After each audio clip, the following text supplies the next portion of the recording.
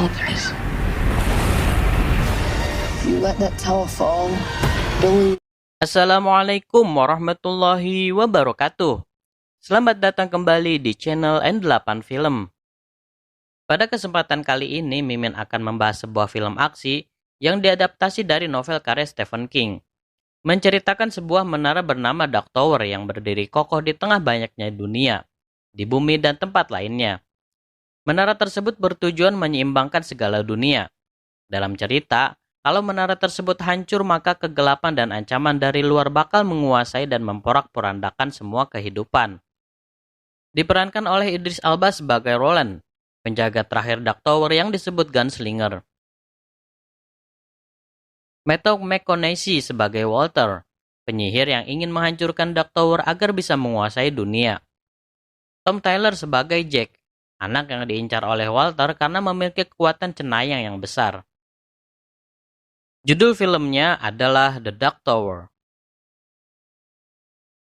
Gak pakai lama, gaspol mang! Film dibuka dengan beberapa anak yang sedang bermain, lalu sirine berbunyi. Sebagian dari mereka masuk ke sebuah fasilitas di mana terdapat orang dengan kulit palsu dan manusia tikus. Anak-anak ini dipaksa duduk pada sebuah alat. Alat itu menyerap kekuatan dari anak-anak itu, yang kemudian ditembakkan ke sebuah menara hitam. Akibatnya langit menjadi merah seperti ada sosok yang ingin keluar. Nyatanya hal tersebut merupakan mimpi yang dialami oleh pemeran utama, Jack Chambers, yang terbangun akibat gempa. Mimpi buruk yang setiap malam menghantuinya membuat Jack menggambar semua mimpinya. Tetangganya sekaligus temannya, Timmy, menghampiri ingin memastikan keadaan keluarga Jack akibat gempa. Akibat Jack sering menggambar mimpi-mimpinya yang tak lazim, ia dianggap aneh oleh keluarga dan teman-temannya. Akibatnya ia dibawa ke psikiater. Dari gambar-gambar dan penjelasan mimpi-mimpinya, psikiater itu menjelaskan pada Jack kalau ia tidak bisa membedakan antara kenyataan dan mimpi. Semua mimpi yang ia alami merupakan refleksi gambaran sedih akibat ditinggal mati ayahnya. Lalu tiba-tiba terjadi gempa. Saat keluar, Jack melihat orang dengan kulit palsu di seberang jalan seperti dalam mimpinya. Seorang gelandangan memperingatkan Jack kalau mereka suka menculik anak-anak seperti dirinya ke dimensi lain. Jack pun segera menaiki bis. Ketika tiba di depan rumah, Timmy menyambutnya. Saat di dalam, tak sengaja Jack mendengar pertengkaran ibunya dengan ayah tirinya tentang dirinya. Mereka memberitahu kalau pihak sekolah didatangi klinik negara yang suka merawat anak-anak yang mengalami masa sulit. Jack otomatis menolak. Timmy menyuruh Jack berhenti memandangi lukisan-lukisannya karena membuatnya takut. Saat malam pun Jack masih mendengar pertengkaran orang tuanya, membuatnya frustasi mencabut lukisan-lukisannya. Dan berharap tidak mimpi hal aneh-aneh lagi. Namun kenyataannya terbalik. Dia memimpikan sebuah kampung di dunia lain yang hancur oleh Walter si penyihir. Walter membunuh orang yang sudah sekarat dengan sihir apinya. Jack juga memimpikan seorang ayah yang sedang menguatkan hati anaknya, Roland, akibat kalah bertempur dengan Walter. Lalu muncul suara yang memanggil Gunslinger. Untuk diketahui, Gunslinger adalah suku yang bersumpah menjaga menara hitam. Sambil berwaspada, mereka berdua merapalkan iman Gunslinger. Seperti ini kata-katanya. Shoot with my hand. He who shoots with his hand has forgotten the face of his father. I shoot with my mind. I do not kill with my gun. Walter muncul sambil berkata, berhenti bernafas. Seketika ayahnya berhenti bernafas, lalu mati. Salah satu sihir Walter adalah membuat seseorang manut dan menuruti apa yang dia katakan. Namun sihir itu tidak mempan pada Roland. Kekuatannya dapat menolak sihir Walter. Dari belakang Roland langsung menembak. Namun dengan mudah Walter menangkap pelurunya. Lalu mimpi Jack menunjukkan sebuah rumah yang membuat Jack langsung terbangun. Saat Jack sedang mencari tahu lokasi rumah itu di sebuah situs, ayah tirinya mengabari kalau orang dari klinik pemerintah telah datang.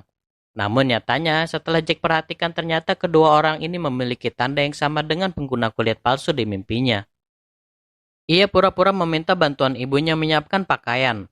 Di dalam, ia justru memberitahu ibunya kalau mereka adalah kulit palsu. Tapi ibunya tetap tidak percaya. Ia malah memaksa Jack dengan halus. Namun seseorang di situ telah memberitahu lokasi rumah tadi. Jack pura-pura akan ikut. Tapi sebelumnya ia ingin mengambil sikat giginya di WC. Kedua orang ini curiga. Saat didobrak ternyata Jack kabur lewat jendela WC. Salah seorang dari mereka mengejar. Saat melewati tempat yang banyak kawat durinya, kulit si pengejar ini tersangkut dan sobek seperti baju. Ternyata benar dugaan Jack. Sedang orang satunya lagi mengejar Jack lewat jalan lain.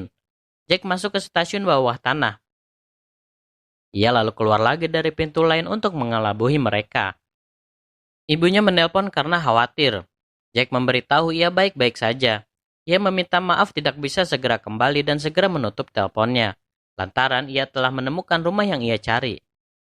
Masuklah ia ke dalamnya. Hanya terlihat sebuah rumah kosong yang sudah rusak. Terdapat coretan terpujilah Raja Crimson. Entah coretan iseng atau ada maksud tersembunyi. Namun nyatanya ada sesuatu di sana yang memperhatikan Jack. Saat ia mendekati tembok kayu yang rusak, ternyata terdapat mesin yang menyambutnya dan menanyai tujuannya. Jack mencoba memasukkan angka koordinat yang ada dalam mimpinya. Ternyata itu merupakan koordinat dunia tengah. Dari sisi lain tembok, terbuka portal menuju dunia tengah yang hanya bisa dipakai sekali jalan. Sebelum memasukinya, Jack mencoba dengan melempar sepatunya. Saat ia akan memasuki portal itu, tiba-tiba lantai bergerak menjepit tubuh Jack membentuk seperti cacing. Jack berteriak, "Lepaskan aku!" Seketika makhluk itu hancur. Lalu Jack segera keluar. Kira-kira ini makhluk apa ya? Nanti di depan dijelasin. Jack tiba di sebuah gurun, di mana dari tempatnya bisa terlihat dunia lain yang mirip-mirip planet. Di perjalanan ia melihat angin tornado aneh yang tampak nanggung. Namun tanpa ia sadari angin lain mendekati dirinya yang membuatnya terjebak dalam pusaran angin. Saat angin itu melewatinya di depannya nampak alat perang yang sudah rusak. Scene berpindah ke fasilitas penghancur menara, di mana mereka menemukan kandidat baru seorang perempuan berumur 11 tahun. Lalu Walter masuk dari salah satu portal. Dia adalah pemimpin di tempat itu. Seorang perempuan melaporkan telah terjadi penerobosan di salah satu portal tua di kunci batu bumi, yang sebelumnya belum pernah terjadi. Walter langsung minta dicarikan portal terdekat ke TKP. Oh iya, bagi kalian yang bingung dengan istilah kunci batu bumi, itu maksudnya merujuk ke bumi. Di dalam cerita kan ada banyak dunia yang dijaga oleh Dark Tower. Nah, masing-masing dunia ini memiliki nama. Bumi sebutannya kunci batu bumi. Dunia tempat fasilitas ini berada sebutannya dunia tengah, dan lain-lain. Scene berpindah lagi ke Jack, di mana ia melihat pantulan cahaya dari bukit. Saat ia hampiri ternyata itu dari botol minum yang airnya tersisa sedikit lagi. Tiba-tiba dari belakang ada yang menodong. Ternyata itu Roland. Jack memberitahu ia suka memimpikannya dengan memberi gambar dirinya. Awalnya Roland menghiraukannya. Namun saat Jack menceritakan juga pria berbaju hitam atau Walter, Roland mengira Jack adalah anak buahnya. Jack memberikan gambar mimpinya lokasi Walter yang entah di mana. Roland memberitahu ada sebuah suku di balik gunung yang memiliki cenayang yang bisa membaca penglihatanmu. Scene berpindah ke Walter yang menyelidiki tempat portal yang dilalui Jack. Ia menemukan potongan kayu yang terdapat darahnya Jack. Ia lalu menuju tempat yang memiliki coretan yang sama dengan yang di rumah tua. Jadi ini semacam kode tempat mereka. Di dalamnya banyak topeng-topeng kulit dan makhluk-makhluk yang memasang topeng. Walter menemui ketua geng di situ, Sire. Ia memberitahu kalau portal mereka ada yang menerobos. Sire melacak penerobos ini dengan menjilat darahnya. Ia langsung kaget. Penerobos ini adalah seorang bocah lelaki yang memiliki shine murni. Hal ini membuat Walter tidak heran kalau Jack bisa mengalahkan iblis rumah. Oh, jadi makhluk yang menahan Jack saat akan masuk portal adalah iblis rumah. Padahal ia adalah makhluk yang kuat. Seorang wanita memberitahu kalau dua orang bawahannya bermasalah dengan seorang anak kemarin. Scene berpindah ke Jack dan Roland yang sedang berjalan di hutan. Namun anehnya banyak permainan terbengkalai, membuat Jack kehilangan Roland. Lalu muncul 3 orang misterius. Dari belakang Jack ditarik Roland. Ia memberitahu mereka adalah Tahin, anak buah Walter. Sembari makan Jack menanyai Roland taman bermain yang ada di sini. Roland menjawab, struktur itu ada sebelum dunia ini tercipta. Mereka tidak tahu apa namanya. Jack menegaskan namanya taman bermain. Jack menceritakan mimpinya saat Roland dan ayahnya melawan Walter. Roland menjelaskan kalau itu adalah pertempuran terakhir mereka melindungi Dark Tower. Scene berpindah ke Walter yang menemui dua orang yang gagal membawa Jack. Walter meminta data-data anak itu. Kini ia tahu namanya Jack Chambers. Dengan perintah Walter, dua orang itu saling bunuh. Orang-orang di situ yang awalnya gaduh diperintah tenang oleh Walter. Scene berpindah ke Jack yang sedang menggambar seperti pizza di tanah. Roland menjelaskan, yang ada di lingkaran itu adalah duniaku, duniamu, dan dunia yang lain. Di tengahnya berdiri Dark Tower yang sudah ada sejak awal waktu. Tower itu mengeluarkan energi mengelilingi semesta, melindungi dari sesuatu di luar sana. Jack menanyai apa yang ada di luar sana. Roland memberitahu di luar sana ada kegelapan tak terbatas yang dipenuhi dengan iblis, sambil mengilustrasikannya dengan menaruh laba-laba. Walter ingin menghancurkan tower itu dan membiarkan iblis itu masuk sehingga ia bisa menguasai dunia. Sedang dari fasilitas penghancur mereka mencoba menghancurkan lagi tower. Gempa pun terjadi. Kali ini Jack bisa melihat dengan jelas energi yang mencoba menghancurkan tower. Jack memberitahu gempa ini sama dengan gempa di dunianya. Roland menjelaskan kejadian di satu dunia menggema ke dunia lainnya. Di tengah malam Jack terbangun karena ada bisikan yang memanggilnya. Roland pun terbangun teringat ucapan Walter, semua yang berjalan bersamamu akan mati. Melihat ke sampingnya, Jack sudah tidak ada. Saat Jack menghampiri, suara itu berasal dari ayahnya yang mengajak Jack kembali ke rumah. Ketika Jack memegang tangannya, tiba-tiba ayahnya berubah menjadi iblis dari balik dinding gaib. Beruntung Roland melihat dan langsung menembaki iblis itu. Dengan cepat Roland mengisi peluru. Ia tak tergoda dengan tipuan iblis itu. Roland menjelaskan mereka menemukan kelemahanmu, lalu menciptakan ilusi untuk mengecohmu. Itu adalah robekan kecil yang terjadi akibat menara diserang. Ternyata ada satu iblis yang lolos dan menyerang Roland. Roland menyuruh Jack lari, tapi iblis itu malah mengikutinya. Beruntung Roland berhasil melepas buntut iblis yang menahannya di pohon. Jack yang hampir diterkam iblis diselamatkan Roland yang menembak iblis itu duluan. Scene berpindah ke orang tua Jack, di mana saat mereka kembali ke rumah ternyata sudah ada Walter di dalam. Ia mengungkap hasrat ayah tiri Jack yang ingin menyingkirkan Jack dengan harapan ibunya lebih mencintai dia. Sang ibu sadar kalau Walter adalah pria dalam lukisan Jack, namun terlambat. Ibunya diperintah menunjukkan lukisan-lukisan Jack. Salah satu sihir Walter bisa memvisualisasikan memori orang yang disihirnya. Kini Walter tahu Jack telah membuntutinya sejak lama. Scene berpindah ke Jack dan Roland yang ternyata luka bekas tusukan iblis itu bertambah parah. Mereka berdua lalu mendatangi sebuah suku. Roland menanyakan siapa cenayang terkuat di sini. Langsung muncul seorang wanita cantik yang mengenalkan diri dengan nama Ara. Roland langsung menanyai tempat yang ada di gambar. Sayangnya suku itu tidak memiliki obat untuk mengobati luka Roland. Jack curi-curi pandang dengan seorang gadis di sana. Kata Ara sayangnya lebih hebat dari selama ini yang ia lihat. Ia menjelaskan pada Jack, Shane adalah kekuatan cenayang. Sedikit orang yang lahir dengan bakat itu. Ara lalu mencoba telepati dengan Jack yang membuatnya terkagum. Bakatmu luar biasa. Itulah sebabnya kau bisa melihat antar dunia. Roland menanyakan lukisan itu. Ara menyuruh Jack konsentrasi dan membagi penglihatannya. Ara memberitahu lokasi tempat itu ada di utara Tanah Gersang dengan perjalanan 6 bulan. Roland meminta cara tercepat ke sana. Namun Ara tidak bisa membantu karena Walter dan anak buahnya selalu melacak aktivitas portal. Cara aman ke sana adalah lewat markas mereka sendiri. Jack memberi saran dengan mendatangi markas mereka yang mungkin berada di New York. Maka Roland meminta dikirim ke kunci batu bumi. Sebelum pergi mereka makan-makan dulu. Tiba-tiba dua orang datang menentang penggunaan portal, karena mereka bisa mengetahuinya. Ketua membela, kita tak bisa menentang gunslinger, sudah ada hukumnya. Bagaimana kita tahu dia gunslinger, kata seorang lagi. Maka ditunjuklah Ara supaya membaca hati Roland. Ara membeberkan, dia adalah Roland dari Gilead, keturunan terakhir Eld. Tapi pria berbaju hitam telah menggenggam hatinya. Hatinya telah termakan balas dendam. Dia bukan lagi gunslinger.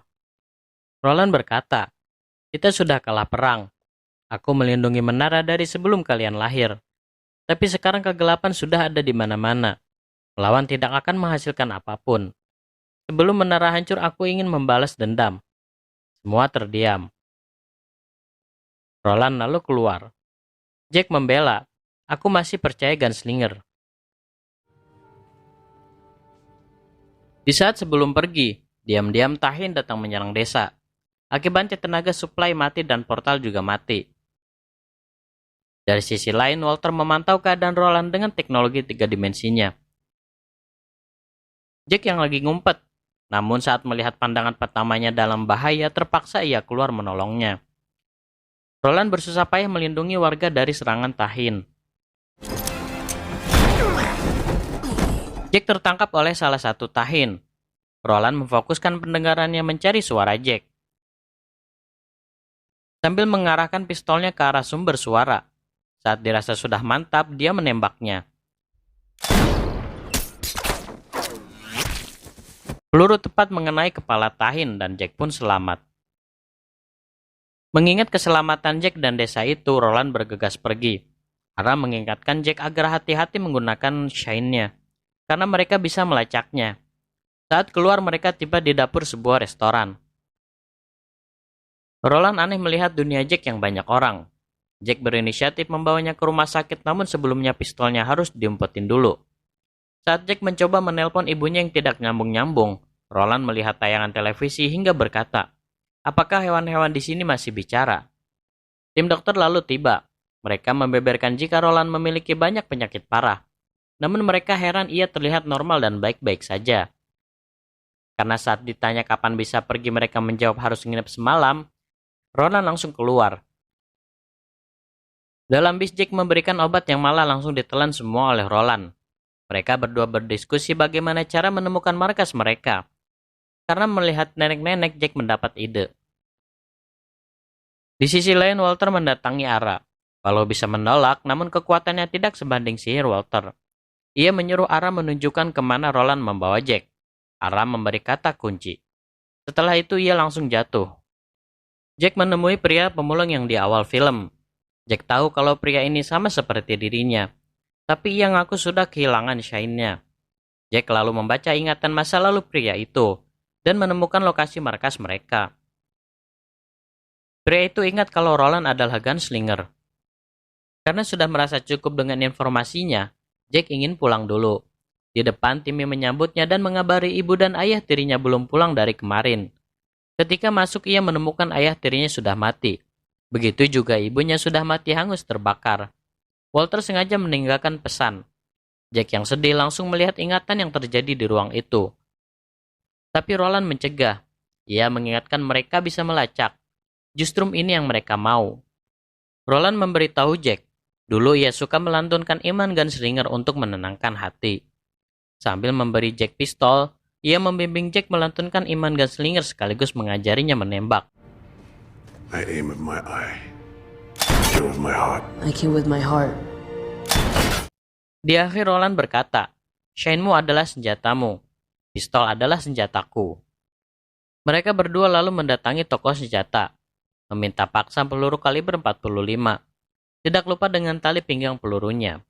Namun saat mereka keluar, Walter muncul dengan bentuk proyeksinya. Jack disuruh kabur, namun para kulit palsu di luar sudah standby. Walter mengendalikan penjual senjata menembaki Roland. Roland lalu membuatnya pingsan. Walter terus membayangi Roland sambil memanasinya. Sayangnya Jack tertangkap. Ia mengirim telepati pada Roland, membuat Walter berhenti mengganggu Roland. Mereka membawa Jack ke markas mereka. Walter mengukur kekuatan Jack yang ternyata sesuai dengan ekspektasinya. Ia memerintah Sair untuk bersiaga menghadapi Roland. Walter lalu membawa Jack melalui portal. Jack mengirim telepati angka koordinat tujuannya pada Roland. Sedikit demi sedikit Roland menjatuhkan bawahan Walter. Hingga Sair minta izin menghadapinya langsung. Jack dibawa ke fasilitas penghancur. Kemudian ia didudukkan di kursi penyedot shine.